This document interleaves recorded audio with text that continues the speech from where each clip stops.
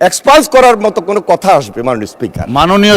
মাননীয় মন্ত্রী, পার্লামেন্টের স্পিকারের আসন থেকে এক্সপান্স করার ঘোষণা দিয়েছি, সেই জায়গায় আবার নতুন করে আপনি জাস্টিফাই করার কিছু নেই।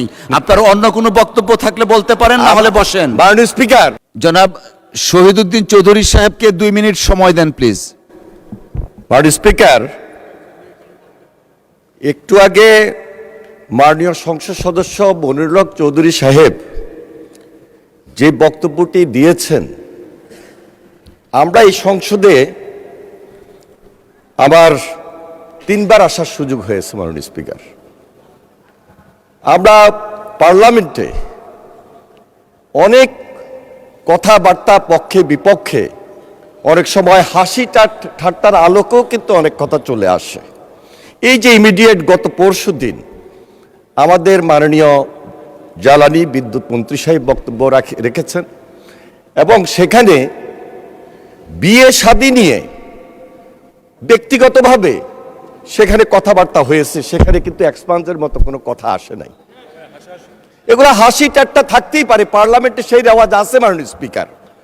মনিরুল হক চৌধুরী এমন কোনো কথা বলেন নাই যে স্পেসিফিক কাউকে আঘাত করে এবং ব্যক্তিগতভাবে এমন কোনো কথা বলেছেন যেটার জন্য এখানে এক্সপান্স করার মতো কোনো কথা আসবে মাননীয় স্পিকার। মাননীয় মন্ত্রী, পার্লামেন্টের স্পিকারের আসন থেকে এক্সপান্স করার ঘোষণা দিয়েছি, সেই জায়গায় আবার নতুন করে আপনি জাস্টিফাই করার কিছু নেই। আপনার অন্য কোনো বক্তব্য থাকলে বলতে পারেন, না হলে বসেন। মাননীয় স্পিকার, আমি যেটা বলতে চেয়েছিলাম, সর্বপ্রথমেই বিরোধী দলীয় উপনেতা যখন আমাদের সালাউদ্দিন সাহেব কথা বলছিলেন তখনই আমি দাঁড়িয়েছিলাম।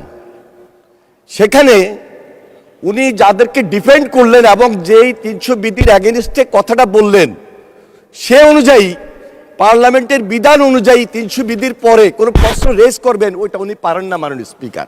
কিন্তু তিনি রেজ করেছেন এবং তিনি রেজ করেছেন করেই উনি বিদায় নিয়েছেন এখান থেকে মাননীয়।